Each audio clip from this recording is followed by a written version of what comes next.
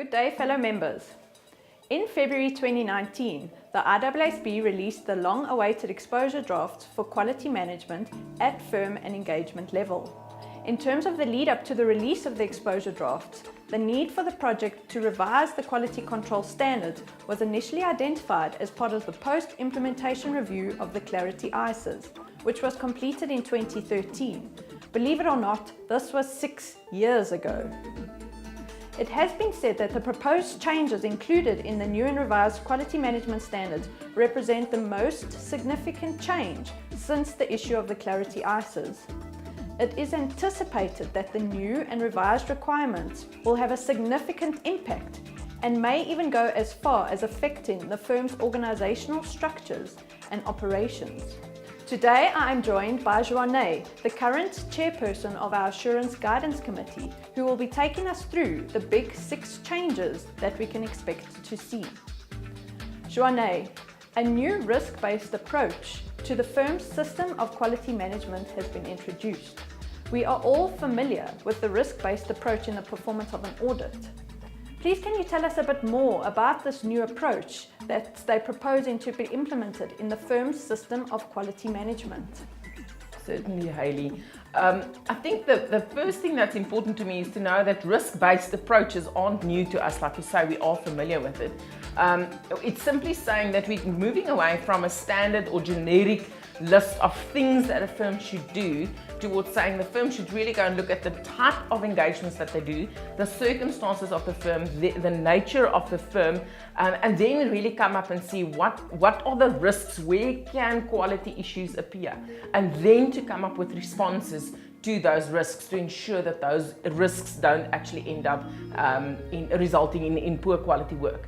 So if I think about this in an audit context, I can't help but remember or think about the whole evaluation of an internal control system that we do at our audit clients. Only this time around, we're going to have to do it around quality control in our own firms. Of course, that will help with scalability. It will help with us assessing or monitoring this system continuously, which should lead to continuous improvement and always getting to a better system of quality control. And of course, quality engagements being performed. I've heard a lot of talk across the various IAASB projects about the standards needing to be modernized. And this is also included in the quality management process. What does it mean to modernize the standards, specifically in relation to the quality management standards? I think the first buzzword there, as we're probably already familiar with, is that it is principles-based. So even though a few of the requirements have still come over from the old quality control standard ISQC1, if you think about the new quality management standards, very often it still leaves the door wide open for the practice or for the firm to come and realize, hang on, I also need to do something more to be able to achieve a certain objective or to address that risk of quality. So it's not just saying this is a list of things that the firm must do, because as we're standing right here, right now, that might be sufficient. But with things like the evolving of services, firms may be having shared service centers, technology and the influence of that, all that stuff that is influencing our firms and that really changing the way of a practice. You know, a standard can't keep up with that if we set a base of responses or base of rules. So principles, and the firm should continuously assess that it is still achieving those principles or meeting those principles. Another area of significant focus during this project has been governance and leadership. What has changed in this area? Hayley, I think to a degree this makes me very excited, but at the same time I think there's a bunch of practitioners that are going to be very, very, very nervous about this, because it's almost elevated the requirement of leadership. Whereas in the past there were 2 little responses that says, listen, the leadership of the firm must take the overall responsibility and 1 or 2 things there, but now it's actually gone, and it's firstly enhanced the requirements. There are more specific requirements for leadership, and they've actually blown that up slightly in terms of not just saying leadership. They've very much in line with what we're expecting of our clients to enhance their governance structures. They've also brought in that buzzword governance with the leadership principle or element. And so now they're talking about governance and leadership. And below that, you know, in that section, really requiring a lot more responsibility, and really just for leadership to be accountable for the engagements that are being performed in the firm. An important element of an effective system of quality management is monitoring and continual improvement. How has this aspect been addressed? Firstly, one of the things that seems to have happened based on the current quality control standard ISQC1 is that firms really only monitor quality control or quality management with specific file reviews. So they didn't necessarily or very seldom monitored the whole system of quality control or quality management, as I very much like this new term, quality management.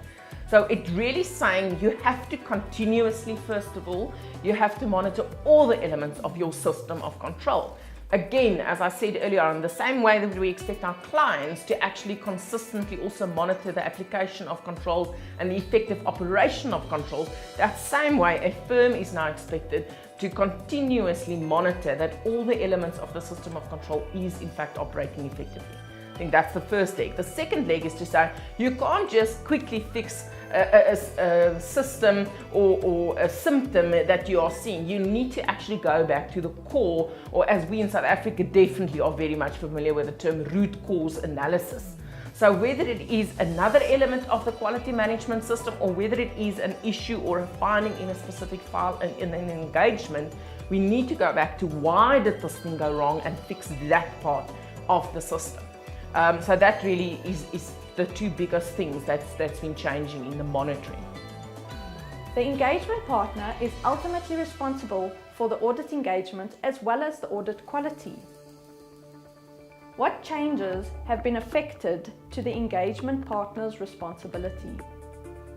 I think something that we've been finding during the past number of years is something that really says the engagement partner should be more involved or continuously involved. And again, what the quality management standards is saying, it's now very explicitly saying the partner should be involved throughout the engagement. And maybe something nice that they put at the end to really help the partner to stand back at the end is what we refer to as the stand back provision for the partner at the end of the engagement to really stand back and say, have I been involved sufficiently? Has the quality been addressed sufficiently before just running on to the next engagement? So it's really, again, maybe not a new requirement in the partner having to be involved throughout, but definitely making it more clear and placing extra emphasis on that. Okay. Juane, moving on to engagement quality reviews, or your EQR.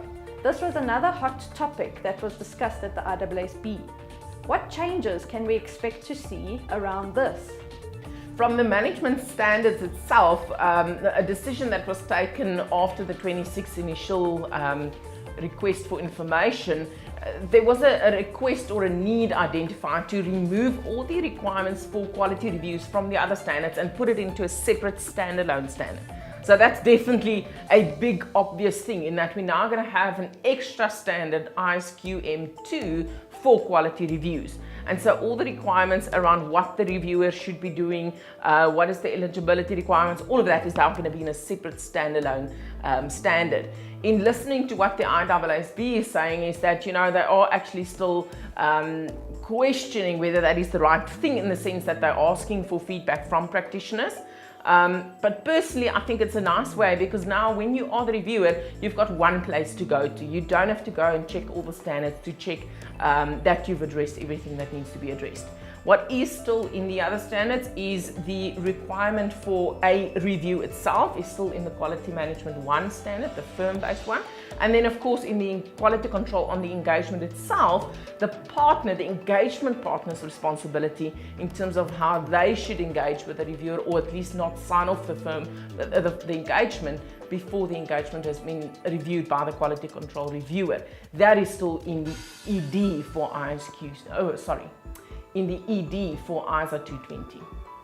Juane, thank you very much for your time and for your comprehensive response and giving us a taste of what we can see when we delve deeper into the requirements of the quality management exposure drafts. In summary, the proposed changes at both firm and engagement level are expected to significantly impact firms. I urge you not to wait. Start familiarizing yourself with the requirements now, so that when the standards do become effective, we are able to effectively and efficiently implement the new and revised requirements. Don't delay. Start today. Thank you, members.